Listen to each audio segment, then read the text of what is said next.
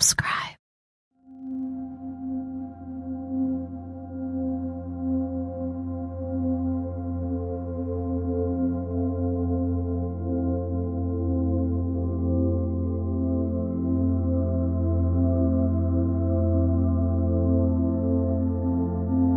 The twins ran that part of London like an iron rod. There was nothing that went on in that East End that they didn't know about.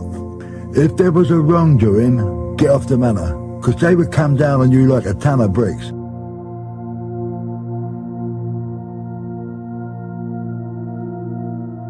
Well, you know they keep saying about protection. They was running the protection racket. It wasn't actually like it sounds. They would go into a place and say, if you don't give me we'll look after you. If you don't pay this, you'll be in trouble and all that. The people actually used to go to them and want them to look after it and let it be known that they was looking after a place. Actually, I suppose it is a protection racket in a way, but it was worked on a different basis. People used to go to them and ask them to look after them. There were lots of people that were walking into pubs that were taking a lot of money in those days. Remember, we were talking about the early 60s when live music and good entertainment was throughout the East End, throughout every part of London. And protection money was being asked for. And therefore, rather than pay 3, 4, 5, 10 bullies, it's better to go and ask Ronnie and Reggie Kray, could you just appear for 10 minutes or have 1 or 2 drinks in our pub on a Saturday night? Once it was known as a pub that the Krays used, then that publican didn't have any more trouble. They only went into people that were breaking the law. You know, like if you had a publican who was having a laugh-to-timer, then they could go into him. Or if they had a club where they were doing illegal gambling, dice, spieling or something like that, they would go into them. They want their whack. But no way could they ever go into straight people. Because first, if they come into you, the first thing you do is pick the phone up, give it the police. So that was it. So the only people they could intimidate were people that couldn't phone the police. There was a constant flow of villains in and out, and they would stand at the other end of the bar and there would be whispered conversations, and then Reggie would say, well, oh, wait a minute, and he'd detach himself and go along the other end of the bar and have whispered conversations with these various people. It was then that I began to get my first suspicions that the Krays weren't what they were pretending to be. Very, very honest chaps who were working for charities. Ronnie and Reggie were always the customer side of the bar with the customers. They were just socialising the whole time. You were never aware of any business going on whatsoever. They were just in the company all the time.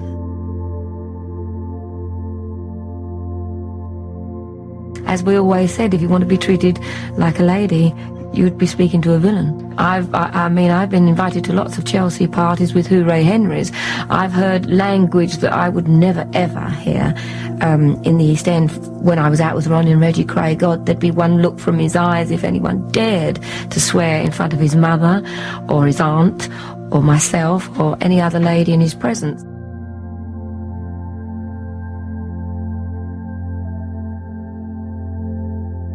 Say they used to come to the Astor. You could feel a certain atmosphere. The Kray twins had arrived. That was the atmosphere that people got. I don't think it was fear. It was just, I suppose if the Queen was to walk in, every time I said, look, is the Queen there? There would, a feeling would arise.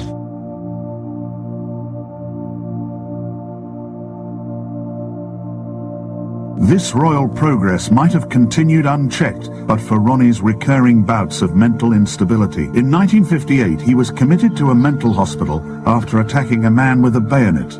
Reggie Kray invited Norman Lucas to accompany him on a visit. Reggie went in to this mental hospital, and I thought Reggie came out, and we drove off in a bit of a hurry. I must say, I was being driven. I was in their car.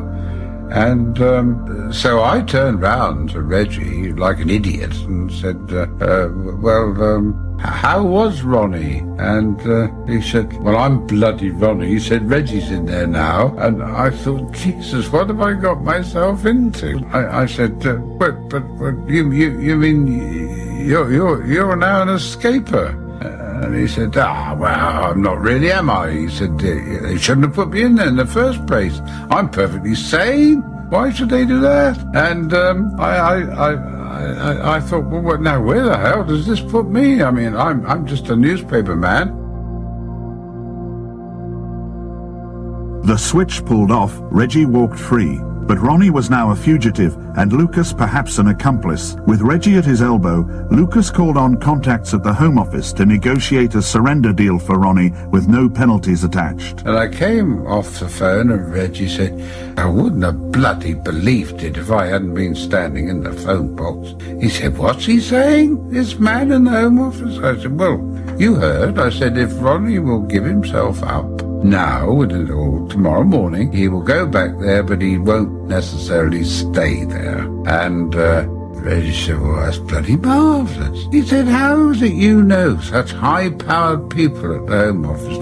All part of the job, Reggie, all part of the job.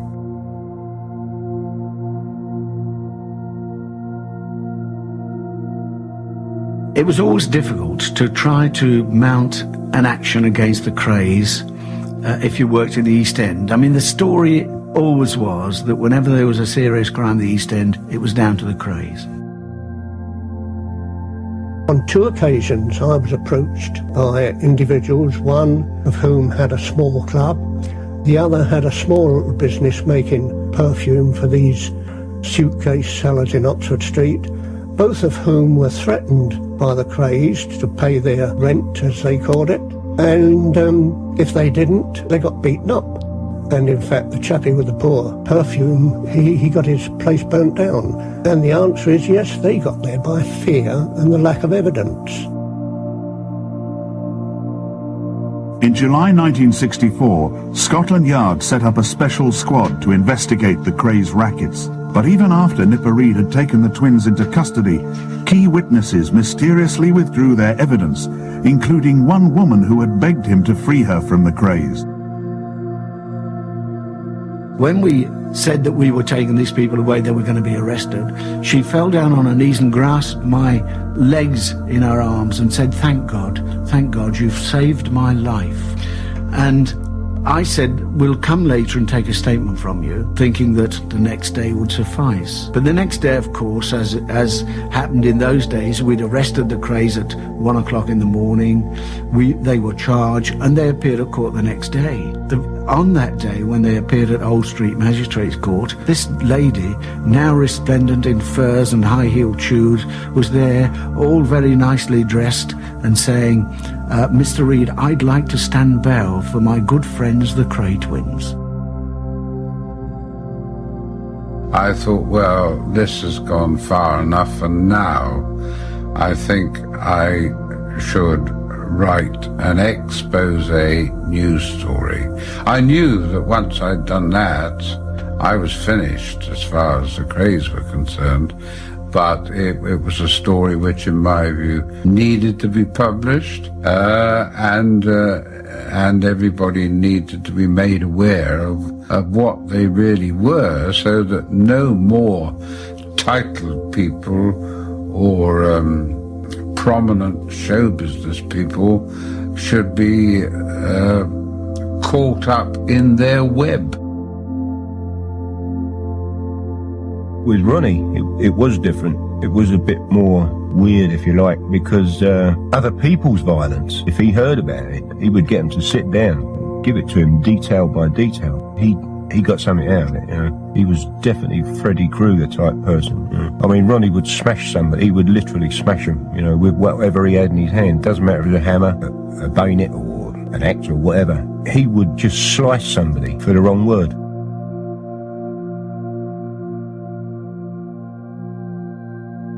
People said to him, George, you know, you want to be careful, you're going over the top.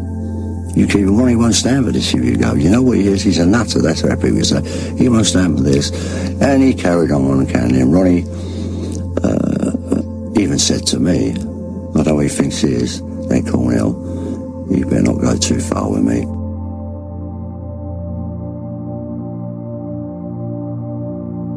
In 1966, Cornell drove into the heart of Kray territory to take a very public drink in the Blind Beggar pub with his South London friend, Albie Woods. We walked in the pub, we walked to the end of the bar. George plunked himself right in the corner. We were back to a petition, and by the side of George there were some curtains which led into the public bar. And this was at 8:10 in the evening. There were a number of other people in the pub, 32 people altogether, in fact. And the barmaid was behind the bar and so on. It was the normal kind of evening in a pub of that kind, when suddenly the door burst open and Ronnie Kray walked in with another man. I sensed someone had stopped a couple of feet before they reached me and about a step backwards, like, you know, near enough behind me. I looked back at George. I noticed there was a gun pointing at George. I looked back at George quick. George was really snarling at him, sneering at him.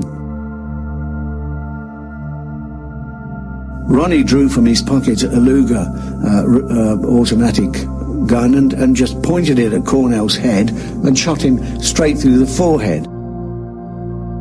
Well, it was absolutely terrible. You can imagine being there and there's people firing guns like in your direction. All I got is a stool, you know, in front of me. And, you know, what for, I don't know. The stool wasn't going to do any good. You don't think of nothing. You know, all I was thinking of was any second, like, it's going to be me. Within minutes, the bar was empty. People were gone. The people that were with Cornell had left. George was moaning and sort of groaning, like, you know. Anyway, I stood up. There was nothing I could do. I knew the ambulance was on its way, and I didn't want to get involved, and I walked out the pub. There was really no motive. It was just a question of Ronnie trying to assert himself as a gang leader, to show that he was like the Americans, that he'd got his button, as they say, that he'd killed his man. He wanted to show his gang that he was really the colonel. He wanted the public to know that he was a gang leader.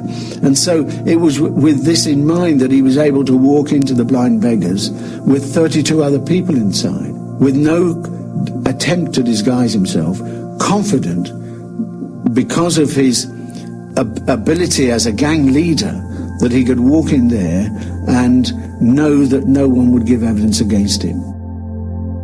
Charlie Kray was unaware of the shooting. A few hours later, he was summoned to meet Ronnie. I said, what's the matter? He said, I've just shot Cornell. So I said, what are you about? What, in a pub? You've gone in a pub and shot someone in a pub? I said, do me a favour. You know what'll happen now. They'll have you by tomorrow. Don't worry about that. Ronnie eluded the police, but it wasn't long before they caught up with Albie Woods. They said, right, now we want you to name who killed George Cornell.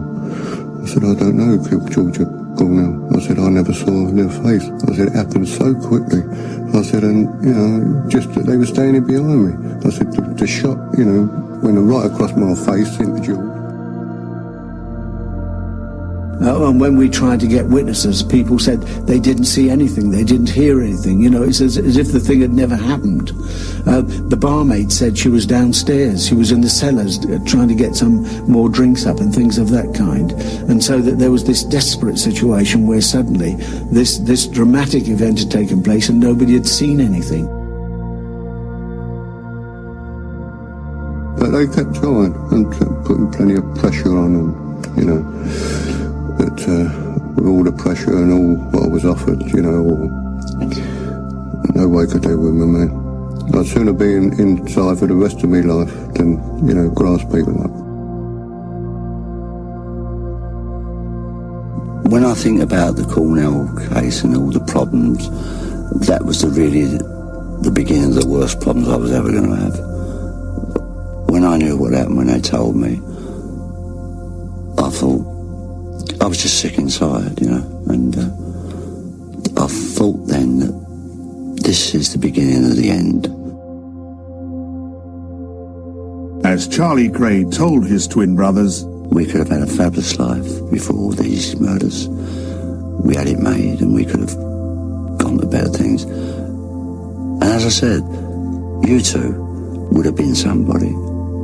You was fate in life. And I said, now I think it's gone. You've blown it. Everything. You know, her mother, father, me, you. We're going to go. I know we are. And everything's finished. But Donahue escaped the net. And I didn't know anything had happened till I get in the lift, go up to I forget what floor they were on. I walk along and I see there's 2 coppers outside their flat. Even that wouldn't normally worry me too much. I see their front doors standing up against the wall.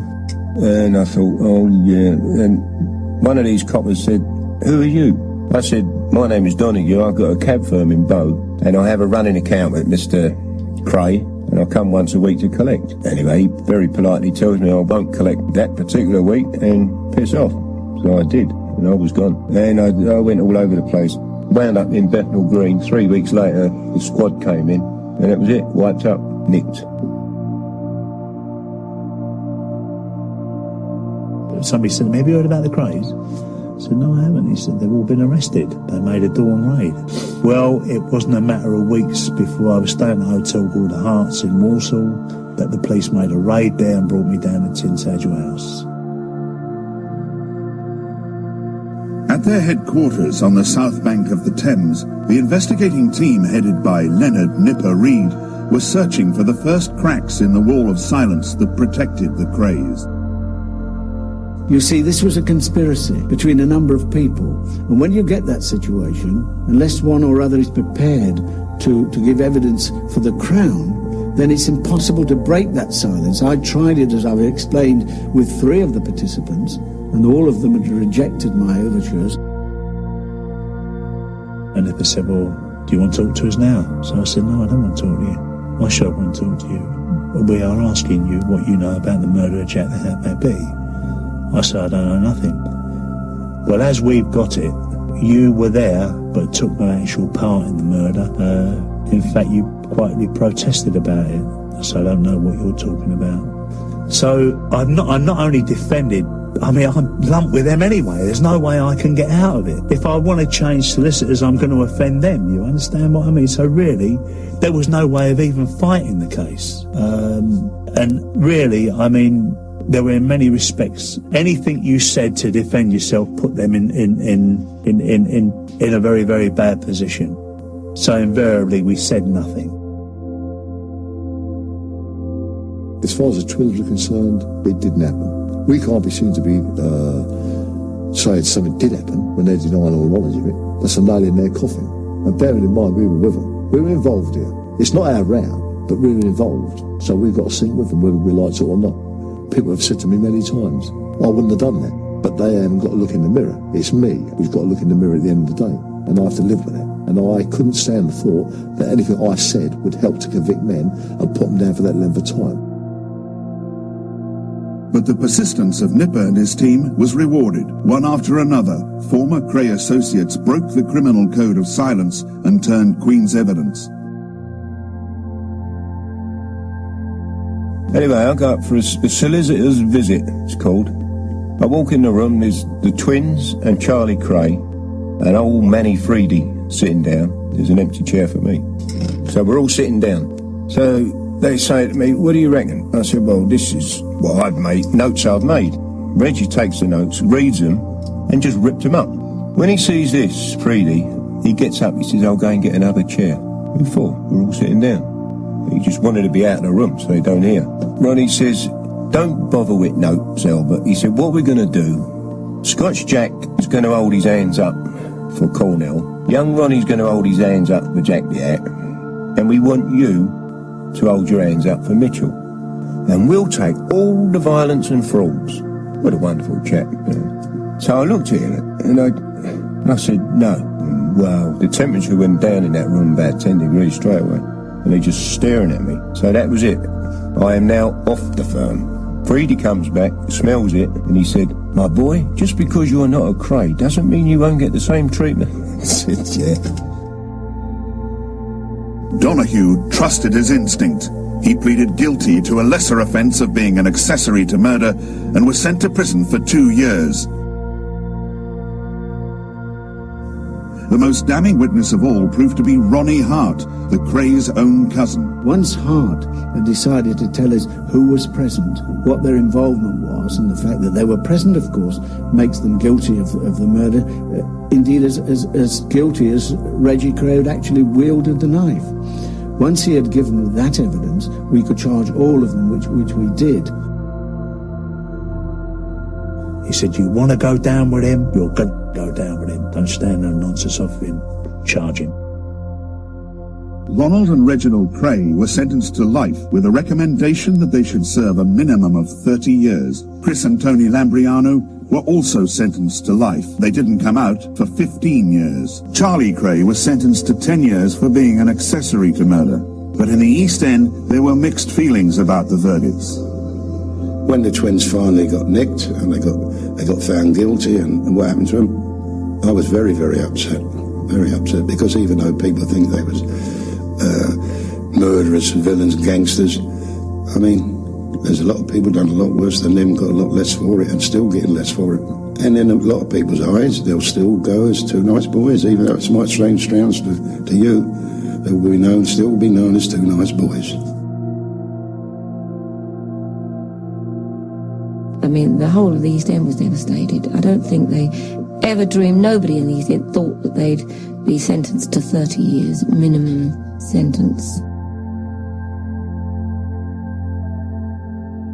But one of the architects of their downfall has no such sympathy. I didn't consider them to be friends as such. I enjoy having a drink with anybody, and I enjoy listening to anybody's stories of this or that. But I felt that at the end of the day, I was going to get a first-class story out of it, possibly a book, a feature series, and do a public service in exposing them. And I had no scruples about using them and conning them as much as I could.